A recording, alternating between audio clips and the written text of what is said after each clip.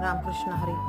श्रावण महिन्यातल्या उपवासासाठी मस्त असे झटपट तयार होणारे मेंदूवडे. त्यासाठी 1 वाटी भगर आणि थोडासा साबुदाणा 1 चमचा घालून मिक्सरला बारीक करून घेतला.